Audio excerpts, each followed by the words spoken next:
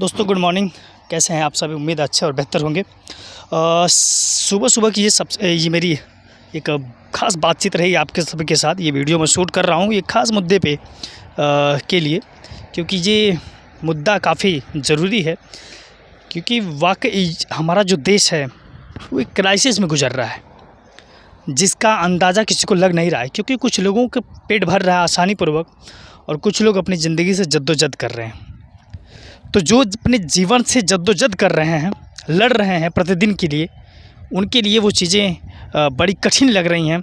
उनको महंगाई दिख रही है, उनको बेरोज़गारी दिख रही है, उनको अपना टूटता हुआ सपना अपना दिख रहा है। बहुत से युवा ऐसे हैं जिनकी शादियां नहीं हो रही हैं। और एक इंसान का जन्म जब होता है, वो बच्चा होता है, फिर वो पढ़ता है, लिखता है, फिर वो कई अवस्थाओं से होकर गुजरता है। तो हर अवस्थाओं में हर एक चीज़ की ज़रूरत रहती है। इंसान हर एक चीज़ों का उसको लाभ चाहिए सबका होता है, हर किसी को चाहिए।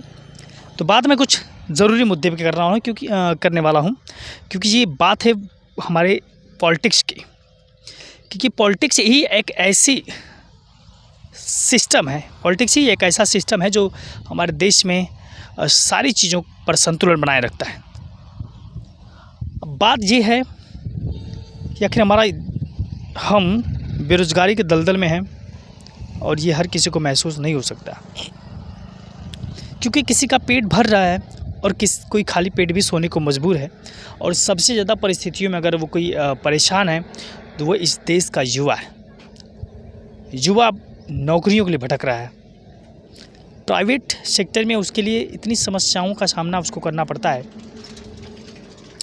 जहाँ से उसे अपनी नौकरी का भरोसा भी नहीं होता है कि आज है कल नहीं रहेगा, परसों है नरसों नहीं रहेगा ये सारी चीज़ें। अच्छा, मैं बात कर रहा था, एक अभी भर्ती आई थी बिहार में, शिक्षक भर्ती, और हमारे एक उत्तर प्रदेश की मान लीजिए शिक्षक भर्ती। बिहार में लगभग लाखों भर्तियाँ हुई, लेकिन बस ये वहाँ का जो पे ग्रेड होता है, सैलरी स्लिप जो होती है, वो यहाँ की अपेक्षा कम है। तो बात ये है कि रोज़गार बिहार सरकार ने दी, तो जो शिक्षक यहाँ 40,000 में प्राइमरी लेवल पे काम कर रहे हैं, क्या उनको 20,000, 25,000, 30,000 पे भी काम कर सकते हैं? अब ऐसे वे हैं जो नौकरी पा गए हैं, वो तो उनका जीवन सही है। लेकिन वो बच्चे जो आज भी तैयारी कर रहे हैं टीजीटी की, पीजीटी की, टेट की, सीटेट की, जो भी क्वालिफाइड हैं, उनको नौकरी अगर नहीं मिले तो फिर उनका जीवन कैसे चलेगा? ये तो वही बात हो गई ना, किसी के घर पूरा भरा हुआ सारी चीज़ें हैं, किसी के खाने के दाने भी नहीं हैं। तो यही सारी चीज़ें बड़ी सोचने पे मजबूर होती है वो चीज़ें हैं, क्योंकि सैलरी गवर्नमेंट जॉब में, नौकरियों में ज़्यादा है, काम कम है। इसी की वजह से युवा उधर भाग रहे हैं। और ज़रूरी सरकार इस चीज़ को अगर भाग रही है, इस चीज़ को स्वीकार करिए, क्योंकि हमारे पास रोज़गार नहीं है लोगों को देने के लिए। हम रोज़गार से क्यों नहीं दे, सभी को रोज़गार नहीं दे सकते, लेकिन मैं कहता हूँ आप दे सकते हैं। अगर एक बंदे की सैलरी 70,000 रुपये आप दे रहे हैं, तो उतने में आप 2 बंदे रख सकते हैं। कम से कम 35,000 रुपये तो मिल सकता है। मुट्ठी भर सीटें निकाल करके आप लाखों लोगों को लड़वा दे रहे हैं। और जनसंख्या बढ़ रही थी, जनसंख्या को कंट्रोल करने के लिए उसकी पॉलिसी कौन लाएगा? आप सत्ता में हैं, आप विपक्ष और आप बहुमत से गए हैं, तो आपको इस चीज़ को तो सोचना चाहिए ना। बेरोज़गारी एक सबसे बड़ी समस्या होती है।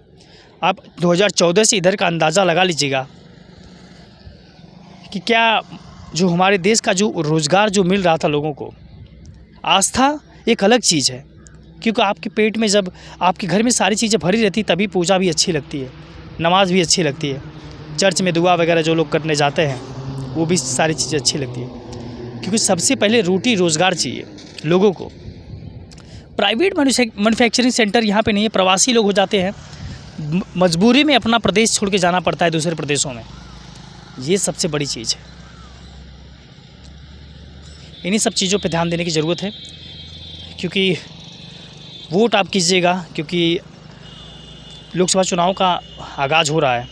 आगाज़ क्या आप चल ही रहा है, मतदान भी चल रहा है। तो अगर आप इस मतदान अगर आप करते हैं तो आप ज़रूर कीजिएगा और ये सोच कर कीजिएगा कि आपके हक़ की आवाज़ किसने उठाई और आपको केवल शब्दों में, केवल बातों में उलझा कर किसने रखा, केवल धर्म के आधार पे लड़ा के रखा, जाति के आधार पे लड़ा के रखा।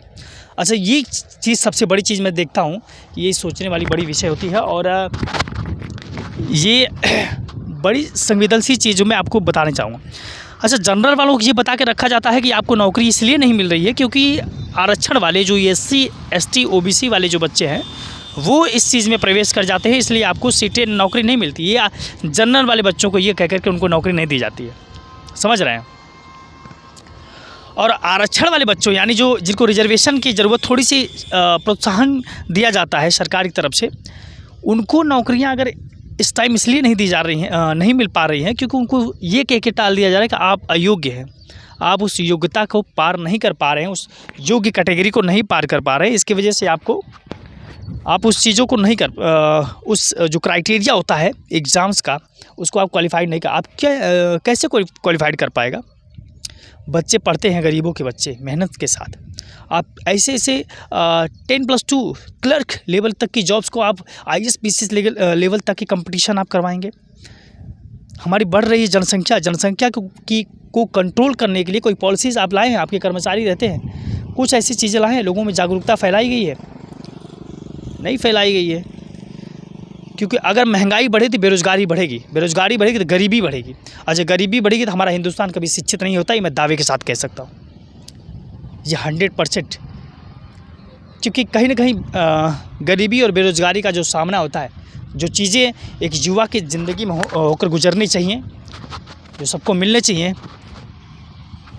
वो नहीं मिल पा रही हैं। कहीं ना कहीं आपकी सत्ता के ऊपर ये सवाल है। इलेक्ट्रल बॉन्ड जैसी कंपनियां पे आपने दबाव बनाया, जो भी किया, हज़ारों करोड़ रुपये आपने चंदा लिया, खुशी वो चंदा आपको दे दिए, और गरीबों जो रेट हर एक चीज़ का दाम बढ़ा है, 2 गुना 3 गुना बढ़ा है, उस पर कोई आपका सवाल ही नहीं है।